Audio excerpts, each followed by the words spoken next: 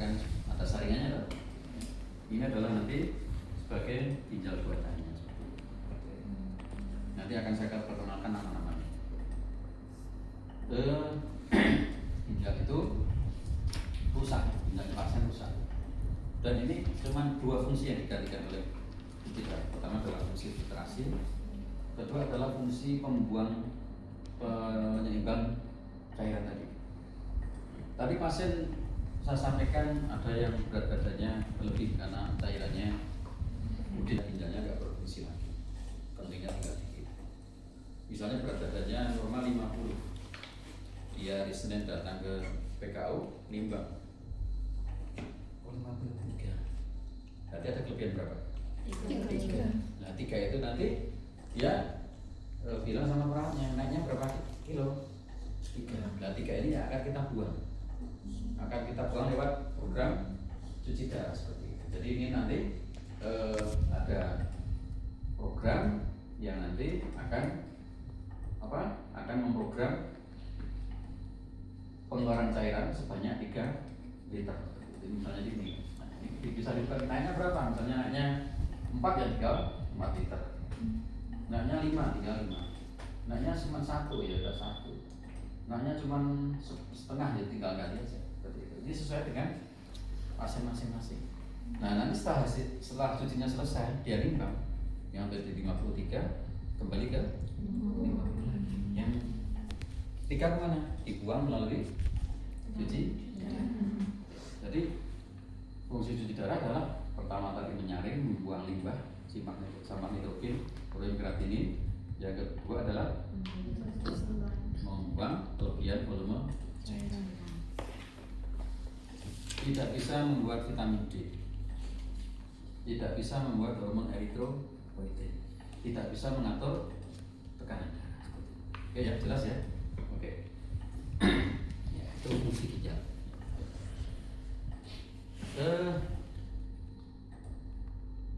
Sekarang kita pindah ke materi. Perkenalan saya setengah jam untuk menjadi seorang perawat hati, karena perawat itu nanti Anda lulus itu dari setengah jam. Sekarang kita mau materi hati, hemodialisis. Apa artinya hemodialisis? Dan jawab dari perawat.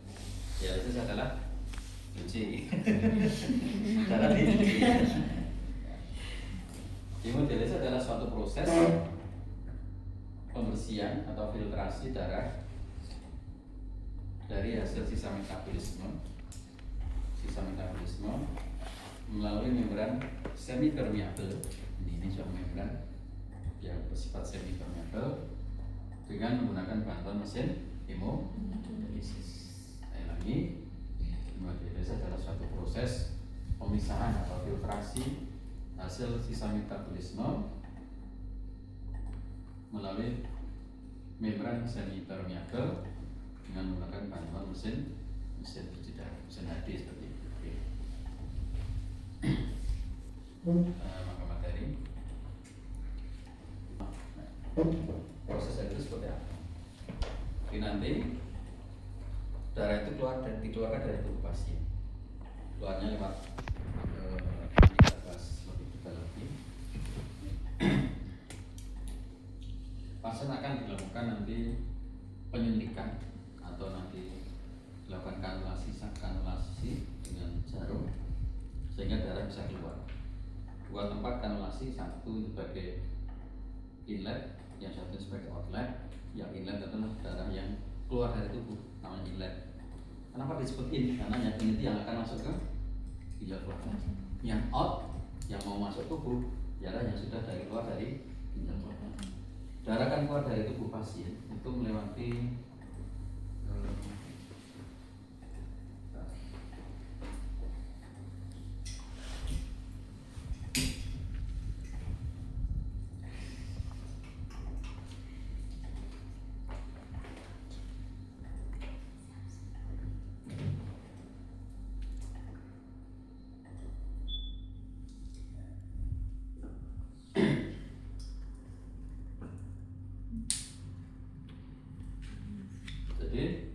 nanti tadi saya bilang ada jalur inlet, ada jalur outlet. Darah yang dari tubuh pasien itu namanya inlet. Darah ini kan kita keluarkan dari sini, keluar, terus keluar, nanti darah itu akan masuk dari pintu yang ini, darah dari pintu yang ini masuk ke sini, di sisi yang lain ini masih kurang satu.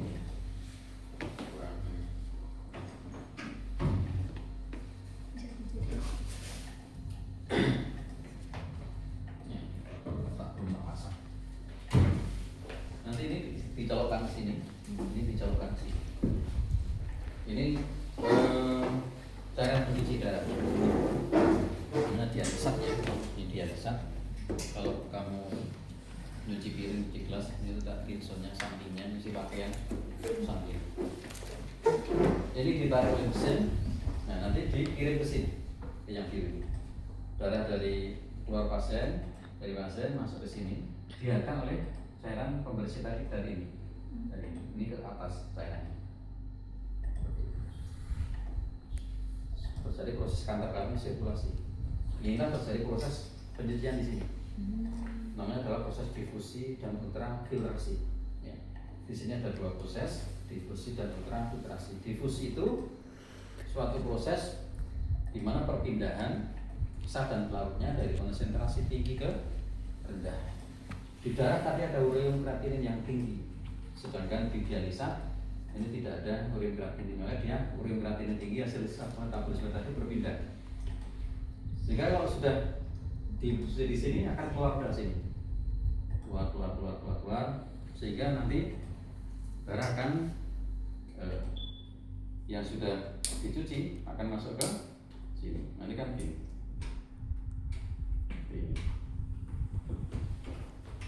Ini akan masuk tubuh, ini keluar dari tubuh seperti itu. Nanti mubeng, darah itu diputer selama 5 jam atau 4 jam seperti itu.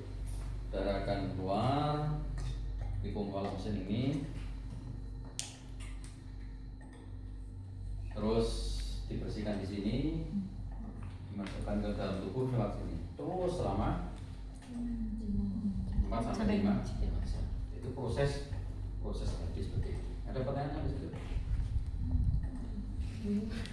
Bingung? Nah, nanti kita akan sampai di situ. Saya tahu apa yang Anda bingungkan. Kita malah itu baru pengertian, belum ke praktek seperti itu. Kok bisa darah bisa keluar, bisa masuk seperti apa? Diapain seperti itu? Oke. Sekarang kita akan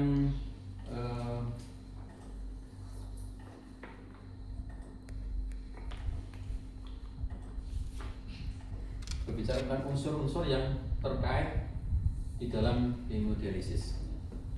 Ini ada beberapa unsur yang ada di sini. Yang pertama adalah unsur dari saluran.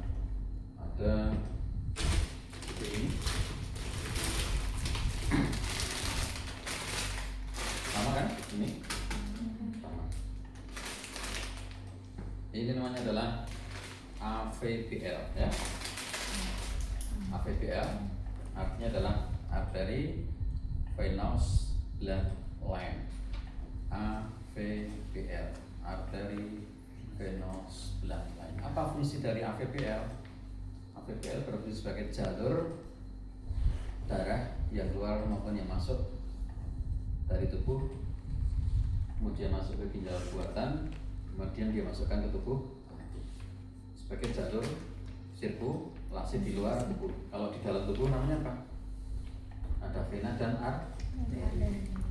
Kalau di luar tubuh seperti ini, inilah pengganti daripada arteri dan vena darah tadi. Jadi sehingga namanya adalah AVBL, arteri venous blood.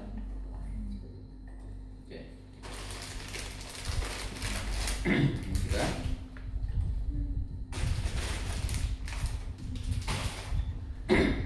yang kedua ini kalau saya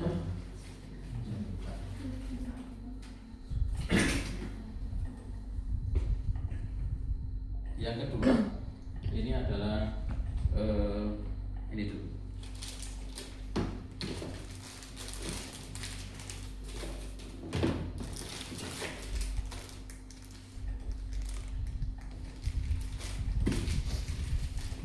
Setiap proses HD cuci darah itu butuh suatu akses vaskuler, di mana darah itu dikeluarkan dan di mana darah itu dimasukkan. Setiap kali proses HD akan dilakukan penyuntikan dengan jarum yang sangat kecil. Tahu kecilnya seberapa? Kecil kan? Kecil. Ya, bisa di zoom.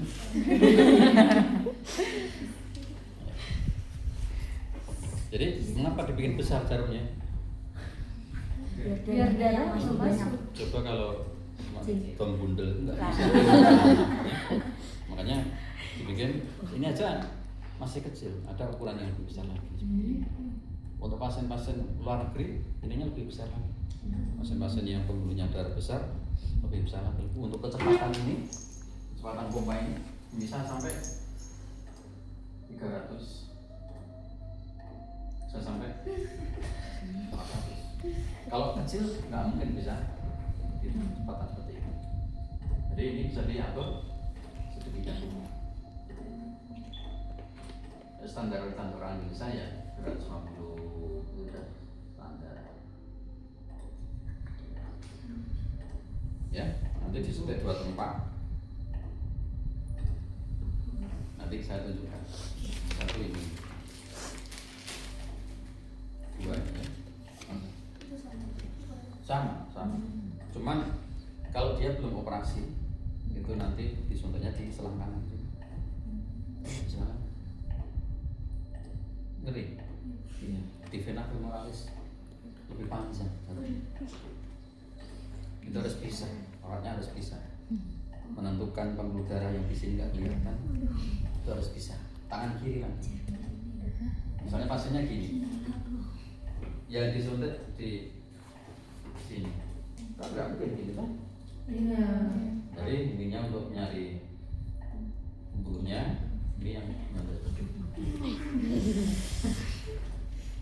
itu hanya alat-alat yang dengan sarung terbang tinggi yang bisa. Ini bayangannya. Untung sudah ada ini. Kalau belum ada ini, itu yang korban. Sudah selangkangan kan.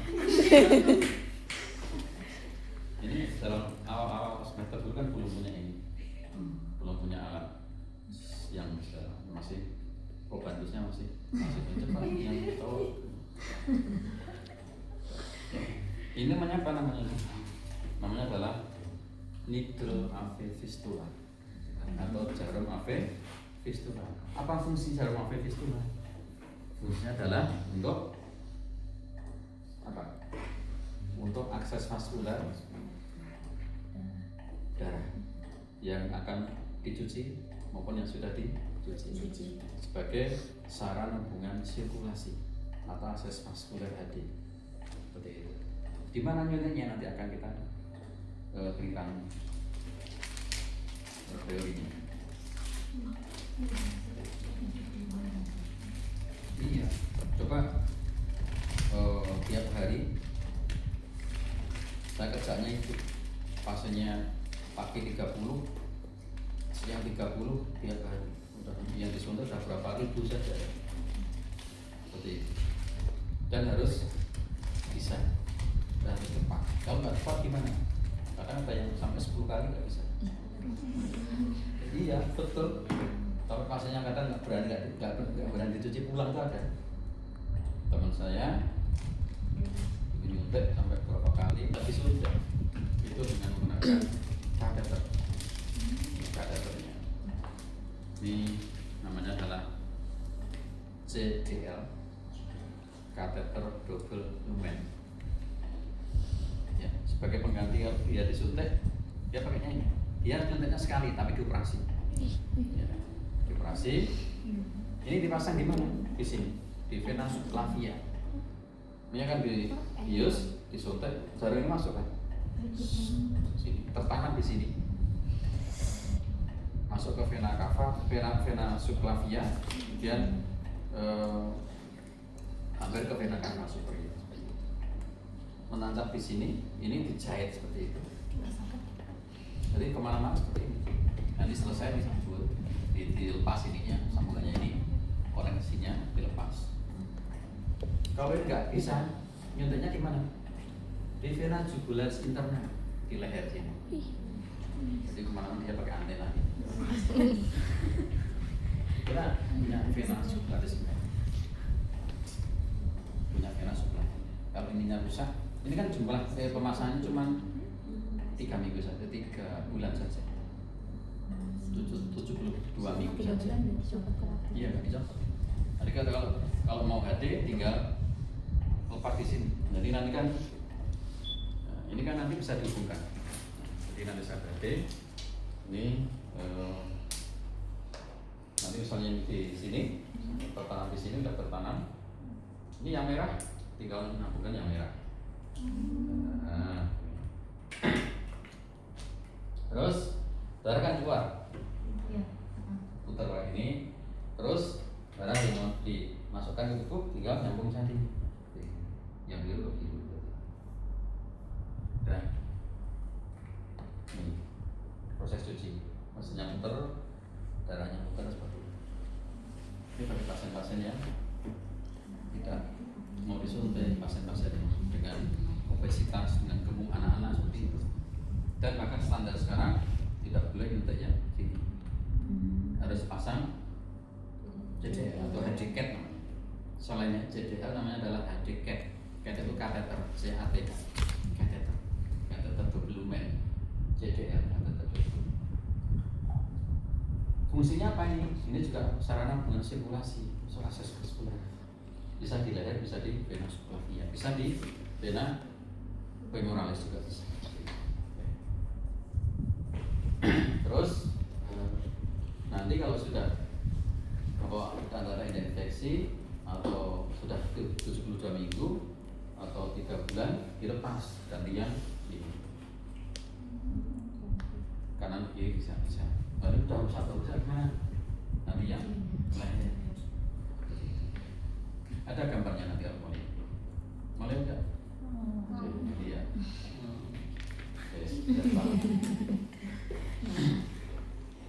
Terus ada unsur-unsur lain di dalam hemodialisis itu yang lain adalah heparin.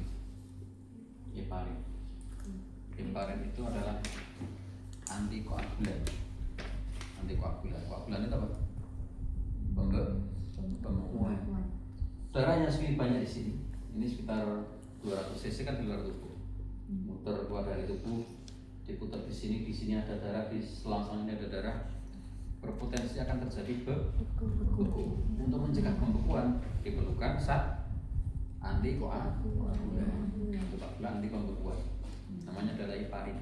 Ini adalah untuk mencegah pembekuan pada proses HD. Nanti di mana? Di sini. Tamnya di sini nanti. Nah ini dioplos, diambil dengan soket, diambil, dioplos dengan NaCl, kemudian ini namanya adalah searing pump ya, ini searing pump di mesin.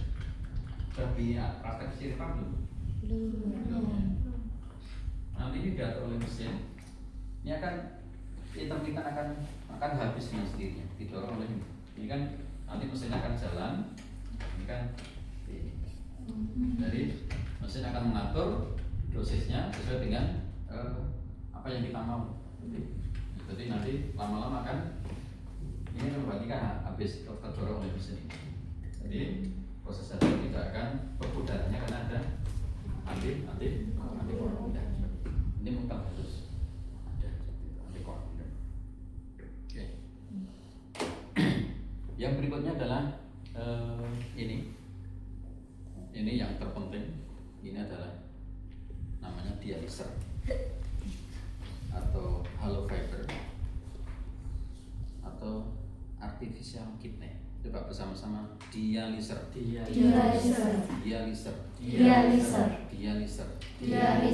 Hollow fiber. Artificial kidney. Artificial itu pengganti, ini adalah ini adalah pengganti ginjalnya. Jadi ginjal pasien rusak digantikan oleh ini artificial. Bahasa kelompoknya adalah tabung. Ya. Tabung kan? Iya. Nanti di PKO, tolong ambilkan tabung, kamu ke dapur ngambil melon. Ini bukan tabung itu, deh. Kenapa Pak? Tabung maksudnya dia HF, namanya hollow fiber, sama saja. Jadi ini sebagai ginjal buatannya artificial kidney. Ini secara ada beberapa macam ya. Produknya pakai apa? Ada yang besar, ada yang kecil. Bisa kompartemen yang akan ada 4 pintu, 4 pintunya. Jaga tidak apa-apa. Ada 4 pintu. 1, 2, 3, 4. Pintu yang merah ini tempat masuknya darah dari tubuh. Pintu yang biru tempat keluarnya darah yang sudah dibersihkan, sudah dicuci akan masuk tubuh. Pintu yang ini apa ini? Pintu maksudnya cairan pencuci atau dialisa. Kalau ini dialiser, ini dialisa, pencucinya dialisa. Oke. Pokoknya pakai dia semuanya lah. Ya, nggak apa-apa. Ya, kamu dia sih. Ya, ini tempat masuknya dialisa yang akan menjadi bahan pencucinya. Terus kemudian yang ini, itu apa ini? Ini kan terlepas kalau nantinya sama. Ini kan ini. Jadi ini dikirimkan oleh mesin ke sini. Jadi nanti isinya adalah ini. Dikirimkan ke sana. Terus ini apa isinya?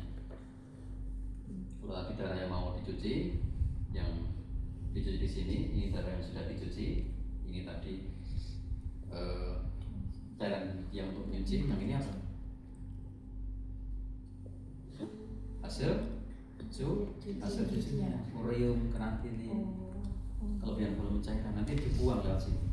Nah, ada selang-selang di sini untuk membuang.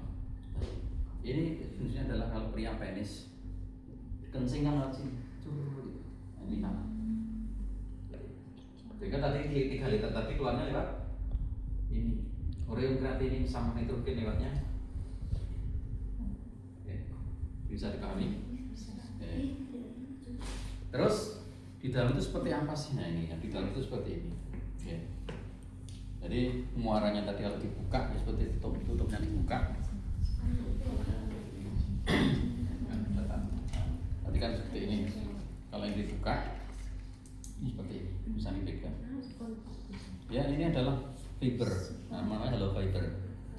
Terus di dalam ini ada 2 kamar, ada 2 kompartemen. Yang satu kompartemen darah, satu kompartemen dialiser. Darah itu nanti masuk ke kapiler-kapiler ini, masuk ke rambut-rambut ini. Ini kan ada rambut-rambut ini. Darah nanti masuk ke dalam rambut-rambut ini, lewatnya lewat ini. Sedangkan dialisa berada di luar ini, luar serabut. Terus serabut ini berpori-pori.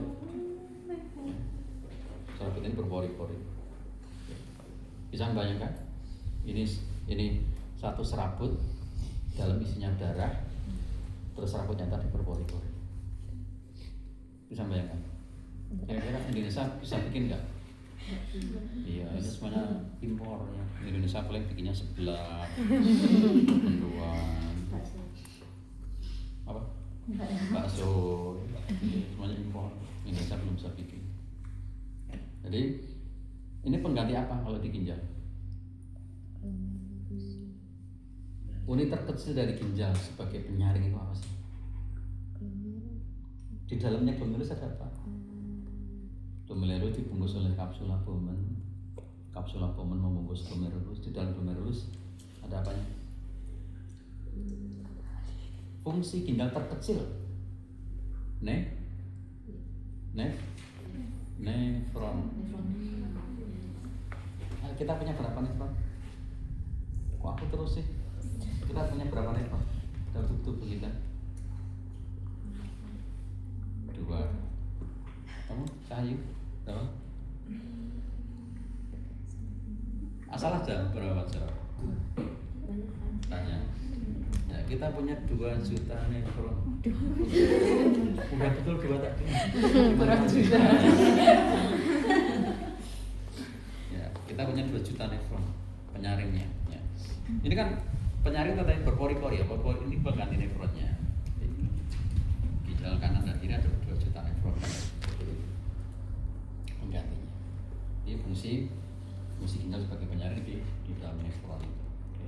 Ini fungsi ini bentuk daripada ginjal badannya.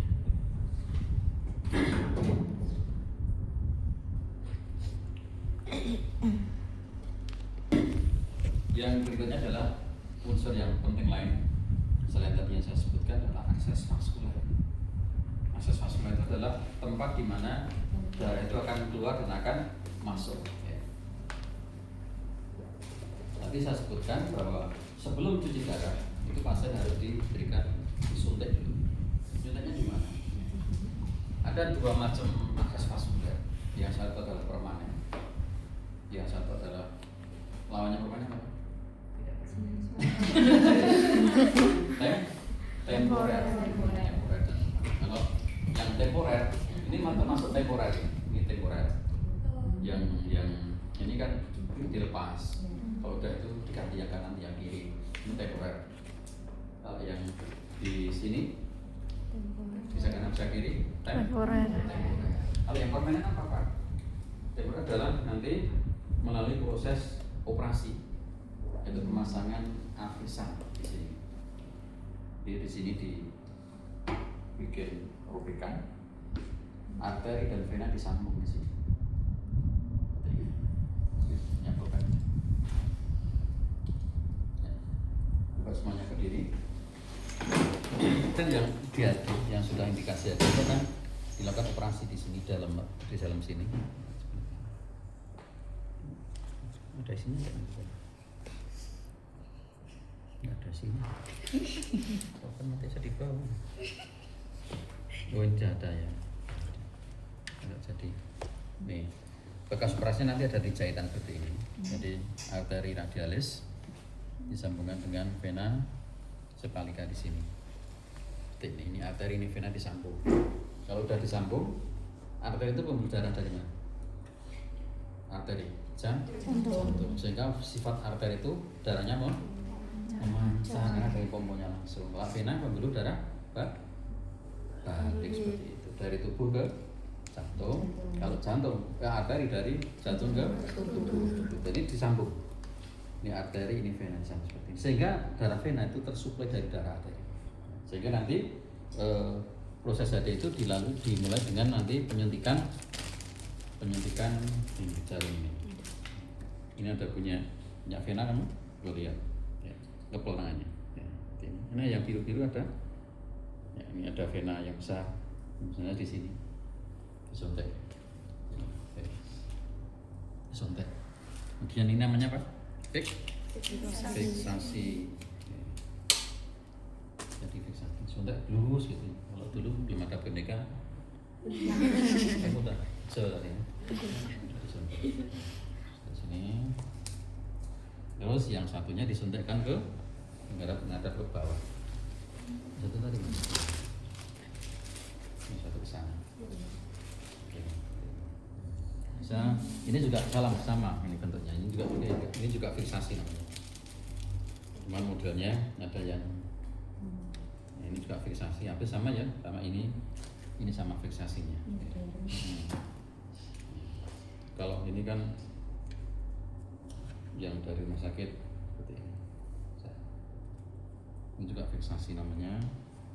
Terus ini juga nanti difiksasi seperti itu. Menghadap ke bawah nantinya. Tapi tidak di operasinya, di atasnya.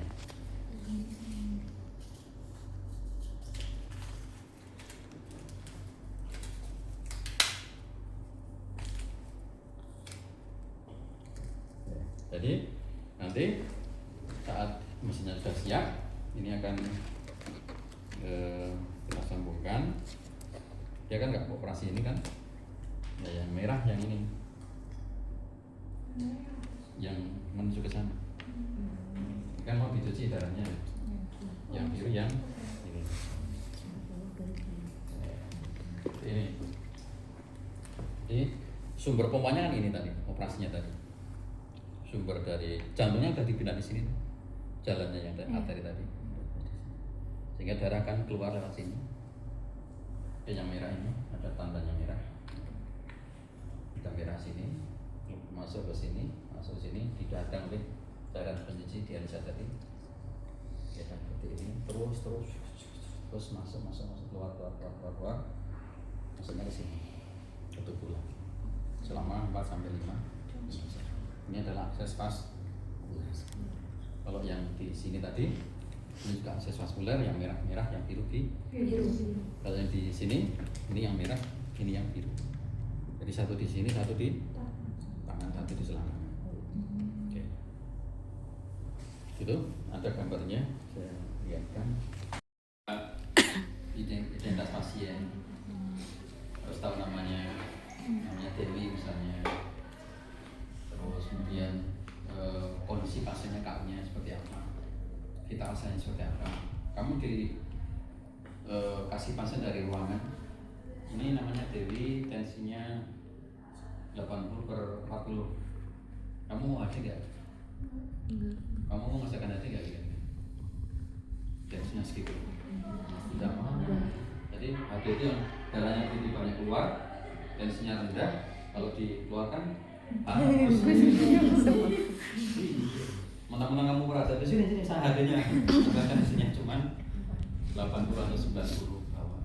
Harus vitalitasnya harus paling nggak distabilisasi dulu, kasih vaskon, kasih untuk support tekanan darah dan sebagainya. Jadi kondisinya bagaimana, vitalitasnya bagaimana. Juga berat badan pasien tahu apa berat badannya naiknya berapa, 3, 2 atau 5, tahu programnya, kamu bisa memprogram filtrasinya. Terus kemudian juga data labnya. Oh, mungkin kreatinnya normal, kok suruh nyuci. Ini benar nggak dokternya? Harusnya tahu tentang lab laboratorium. Selain itu, pada pasien-pasien tertentu itu harus dipisahkan mesin yang khusus. Di PKU itu ada 2 mesin, yang satu dengan mesin-mesin yang standar, yang satu mesin dengan isolasi. Pada pasien-pasien CKD dengan hepatitis, dengan HIV/AIDS, itu tidak boleh mesinnya bersama.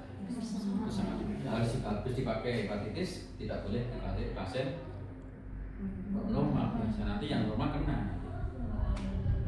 Habis dipakai pasien HIV, pasien baru datang, kira-kira kena HIV nggak?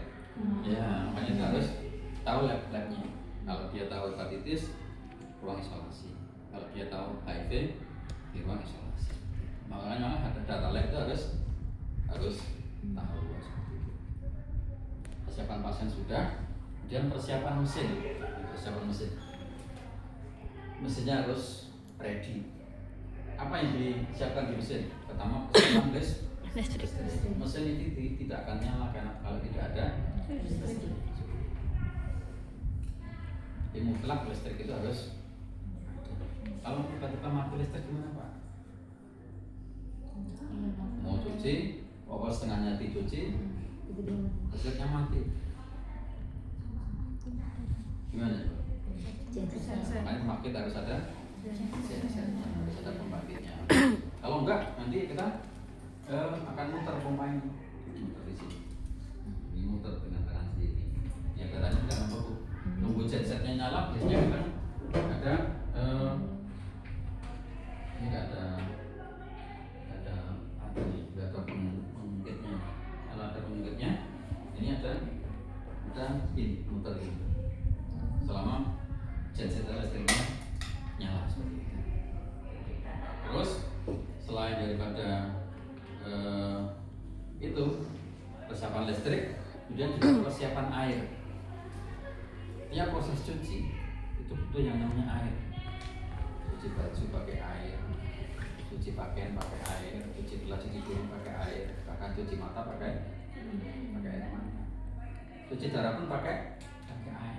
Air apa yang digunakan? Air yang digunakan harus melalui proses yang namanya water treatment ini water treatment.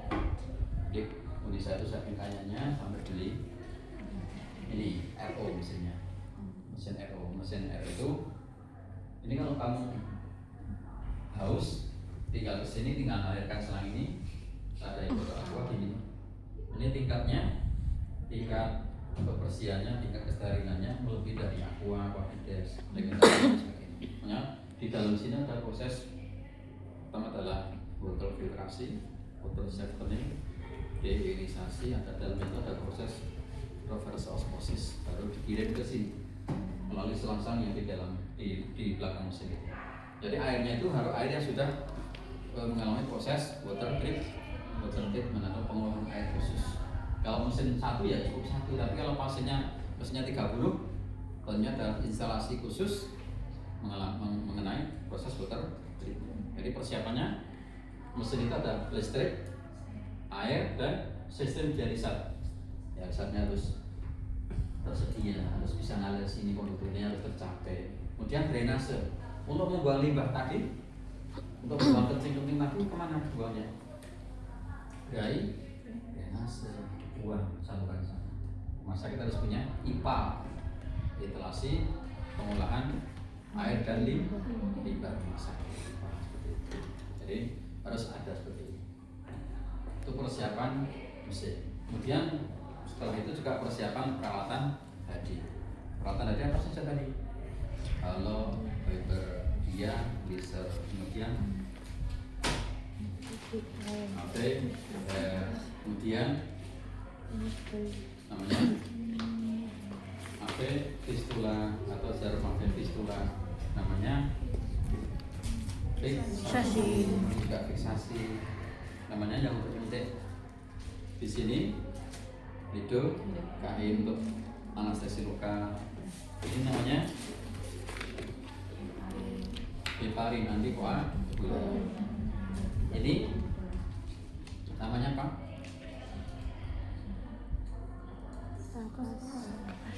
Apa namanya? Boleh dipegang,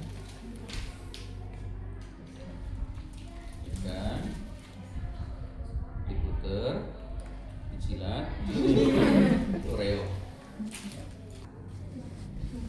15 menit. Kalau jarumnya itu besar, kira-kira lubang nggak? Lubang. Kalau nggak digini kan gimana?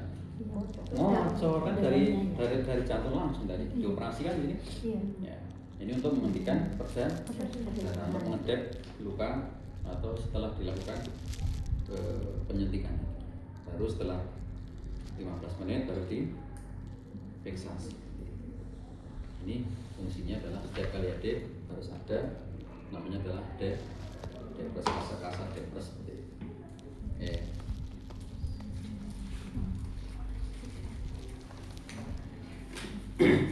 Terus persiapan yang lain ini ada NaCl. Apa fungsi NaCl? Bukan untuk infus ya ini ya. Tapi itu apa fungsi NaCl? Kalau di ruangan kan untuk infus, pasien diinfus pakai ini. Ini kan bukan di ruangan, tapi di itu apa fungsinya?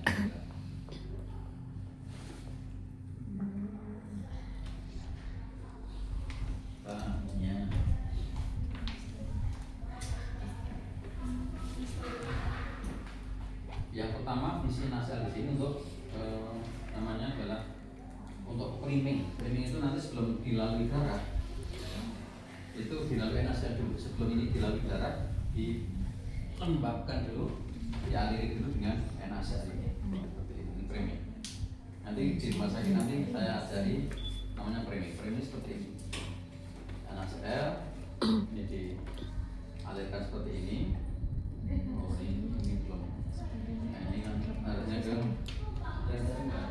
pas ini sambil orang ujungnya ini.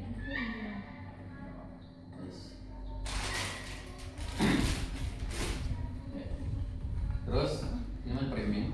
Yang pertama melumuri untuk Yang kedua, yang satu membuang exisite, cairan pengawet daripada alat-alat ini. Ethylene oxide namanya. Ini untuk membersihkan dulu. Jadi sebelum disambung ini dibuang dulu, NaCl-nya dialirkan dulu baru darah seperti ini. Ethylene oxide-nya dibersihkan. Terus fungsi kedua nanti, fungsi berikutnya juga nanti untuk mengiringi saat darah nanti masuk ke tubuh. Ini harus diiringi dengan NaCl. Jadi dia masukkan udara. Ada pertanyaan? Tanya saja, ke saya. Itu kan tadi terus berarti cairan NaCl itu Dimatikan. dibuang. Dimatikan. Kalau nanti setelah terkoneksi dengan ini kita klaim. Ini kita klaim. Sebetulnya ini ada ini kita klaim. Ini yang menyelesaikan masalah. Saat sudah ada darah, nanti darah yang nanti ini cuma untuk membasahi dan untuk nanti kalau sudah mau selesai darahnya, sudah selesai hatinya, nanti untuk mengiringi darah di belakang. Ya tidak kemasukan darah. Ya. Berarti itu tidak dipasangkan di situ. Tidak, NaCl tidak masuk ke tubuh. Kecuali kalau pasiennya drop tensinya dicuci itu tiba-tiba turun, kita loading pakai NaCl. Makanya dikasih loading NaCl. Ada seperti itu kasus.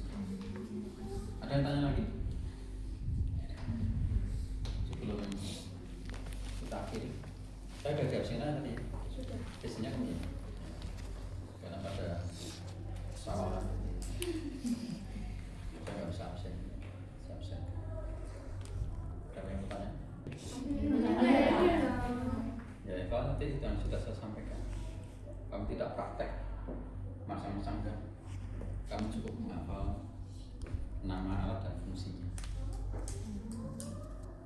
Nanti ada pertanyaan-pertanyaan, ini alatnya nama apanya, ini fungsinya apa. Paling nggak menghafal 10, 1, 2, 3, 4 dan seterusnya sampai 5, 6 harus apa nama dan fungsi. Cuma itu sudah direkam sama sabun pakai rinso kalau di celana dalam. Cuci darah pun juga pakai cairan biji yang namanya dialisa. Ini dialiser, ini dia di atas harus ada yang dipindahkan ke dengan biru.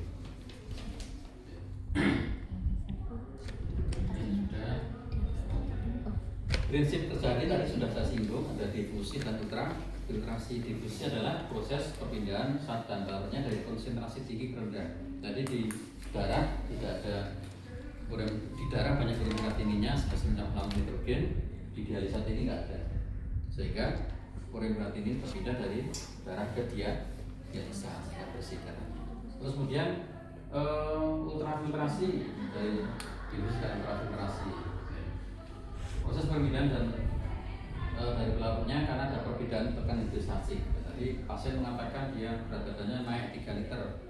Di ultrafiltrasi ini F-goal, ultrafiltrasi goal 3 liter, sehingga dia darah yang kita lihat merah itu tidak cuma sel darah, tapi juga ada air, ada elektrolit yang mendukung darah itu, struktur komposisi darah itu ada di dalam tubuh, sehingga kelebihan volume cairannya bisa dikeluarkan melalui proses tadi seperti itu, proses ultrafiltrasi.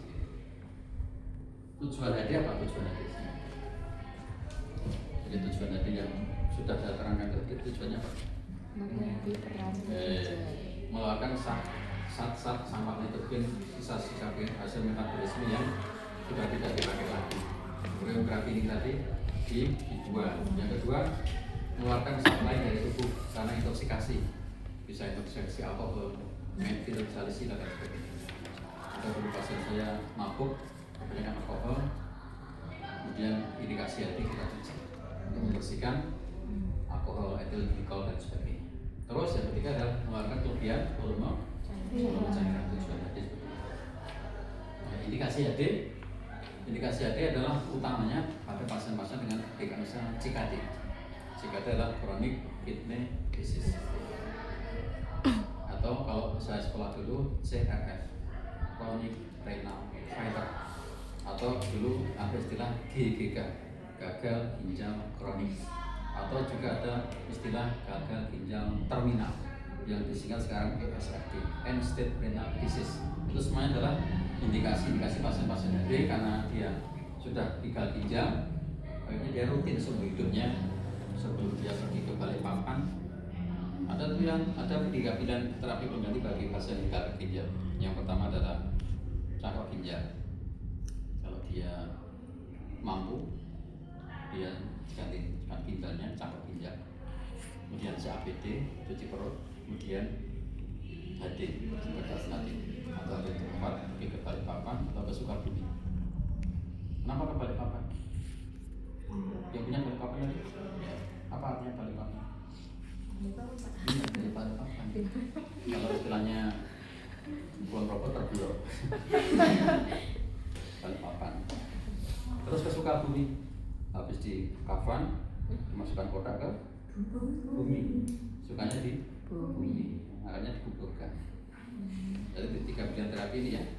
Kalau enggak ini mati ya. Kalau enggak cangkok, enggak cuci perut, enggak cuci darah, dia kan kasih ya kan mati.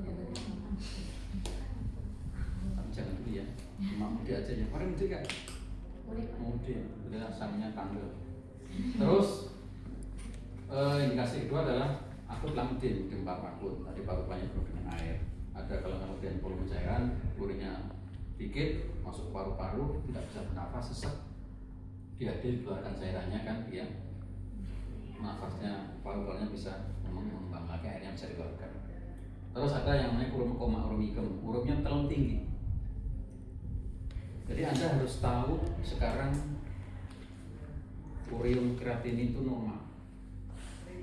Tadi indikasi penyakit ginjal itu adalah tahu hasil normal urium kreatinin. Urium normal itu adalah kurang dari 45. Kreatinin normal kurang dari 1,2. Sehingga kalau uriumnya 100 itu dia harus dipastikan menjadi pasien CKD atau gagal ginjal. Kreatinin 10 atau 7 atau 5 dia sudah mengalami CKD, gangguan fungsi ginjal. Semua penyakit rata-rata itu bisa dilihat dari hasil laboratorium. Jadi laboratorium cek laboratorium fungsi ginjal namanya adalah urium kreatinin. Urium kreatinin tinggi berarti dia mengalami gagal ginjal. Sekarang kalau fungsi hati dilihat dari fungsi apa?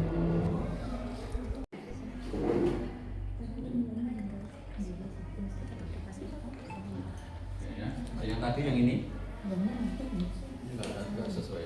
Kalau yang ini tadi di sini di vena subclavia ini kan gambarnya sama. Ini gambarnya sama. Ini keluar dari sini, masuknya lewat sini, hampir ke jantung kateternya. Ini kan sama kan? Iya. Nah, ini kan kalau di foto ronsen kelihatan. Ini yang aslinya, masuknya lewat sini, vena subclavia dan vena cava.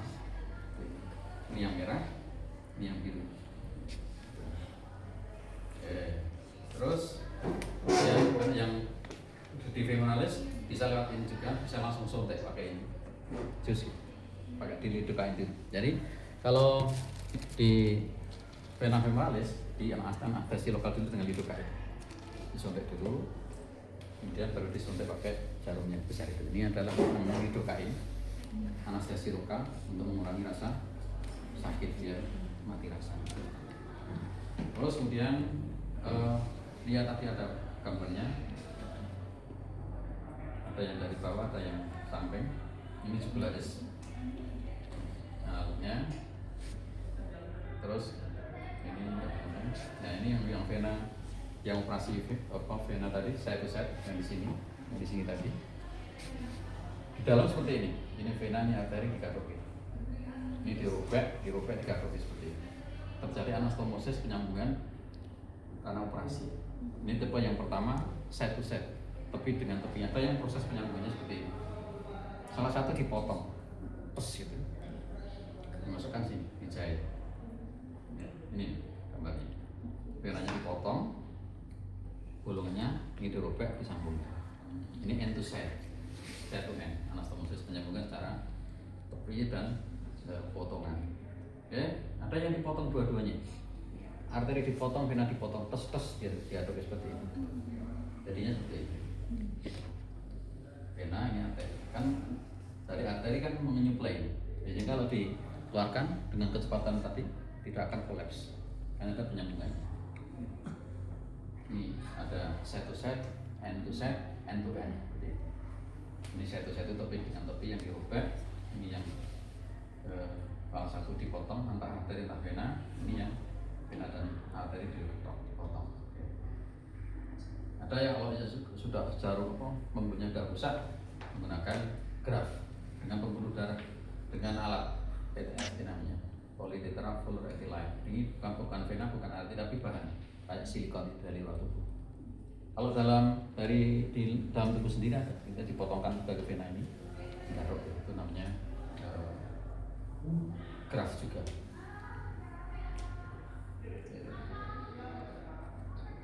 Ini kalau yang paha tadi, ada yang resikonya seperti ini sampai bengkak. Nyuntiknya nggak kena. Ini pada arteri kan kuat kanannya sehingga bengkak. Oleh infeksi seperti itu ada clottingan darah. Terus ada clottingan di sini. Terus sampai bedak dikeluarkan pokoknya. Karena ada clottingan bukan darah. Dengan arteri karena kan kalau dalam itu nggak berwarna merah tapi putih seperti itu. Ini ada yang sampai nanti mati, nah tidak ada lagi darah mati. Terus sampai kalau darahnya sudah cuci darahnya sudah bertahun-tahun, ini akan dilatasi, akan mengalami aneurisma. Ya, ini jarumnya yang tadi ukurannya ya besar kecil yang untuk kecepatan 400 ini lebih besar tuh ukuran jarumnya yang standar ya itu orang Indonesia paling 250 yang merah dan biru seperti itu.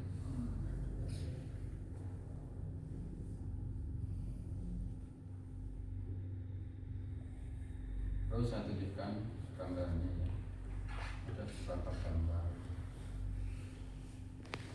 yang jugularis seperti itu, jadi di leher dia seperti ini, kemana-mana pakai ini ya.